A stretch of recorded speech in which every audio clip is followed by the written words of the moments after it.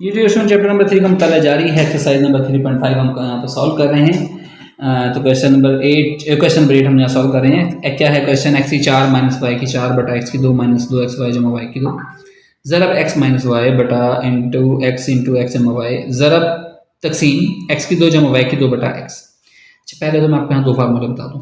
एक तो आपके पास a की 2 माइनस b की 2 बराबर होता है, यानी कि पहले रकम का मुरब्बा माइनस दूसरे रकम का मुरब्बा हो तो ये बराबर होता है a जमा b, एक दफ़ा रकम जमा और एक दफ़ा रकम माइनस। फिर a जमा b का मुरब्बा किसके बराबर होता है? a की 2 जमा 2ab जमा b की 2। इसी तरह a माइनस b का मुरब्बा किसके बराबर होता है? a की 2 माइनस 2ab जमा b की 2। ये आपकी याददाश्त के लिए फार्मूलाज हैं। तो आइए अब हम क्वेश्चन की तरफ बढ़ते हैं। देखिए पहले क्वेश्चन को हम देख सकते हैं ऐसे, x की ताकत 2 का मुरब्बा माइनस y की ताकत 2 का मुरब्बा, x की 2 माइनस 2xy जमा y की 2। यहाँ फार्मूला देखें, a की 2 माइनस 2ab जमा b की 2। सेम वही फार्मूला है, सिर्फ रकम में क्या है, a की जगह पर x है, b की जगह पर y है। तो हम इसको लिख सकते हैं a माइनस b का मुरब्बा ज़रब x माइनस y बटा x इंटू एक्स जमा वाई।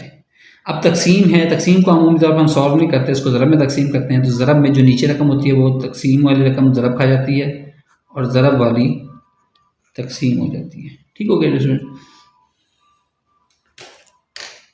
अच्छा, अब ये देखें a की 2 माइनस b की 2, यानी पहले रकम का मुरब्बा माइनस दूसरी रकम का मुरब्बा, तो एक दफ़ा रकम जमा और एक दफ़ा माइनस। तो ये देखें वही सिचुएशन बन रही है। मैं इसको लिख सकता हूँ एक दफ़ा रकम जमा और एक दफ़ा रकम माइनस बटा, सॉरी यहाँ मैंने a माइनस बी लिखना था, a माइनस बी लिखा, यहाँ पर मुझे x माइनस वाई लिखना चाहिए था। ये बन गया x माइनस वाई का मुरब्बा ज़रब x माइनस वाई बटा x जमा वाई ज़रब x बटा x की 2 जमा वाई की 2। अब ये देखें x की 2 जमा वाई की 2 कैंसिल, बाकी रकम हमारे पास क्या बच गई है वो हम लिख लेते हैं। अब ये देखें x की 2 माइनस वाई की 2, सेम वही वाली सिचुएशन है। तो मैं इसको लिख सकता हूँ एक दफ़ा रकम जमा और एक दफ़ा रकम माइनस। ये x माइनस वाई का मुरब्बा है, तो मैं इसको लिख सकता हूँ x माइनस वाई, मुरब्बे का मतलब दो दफ़ा होता है ना, ज़रब x माइनस वाई, x भी है यहाँ पर,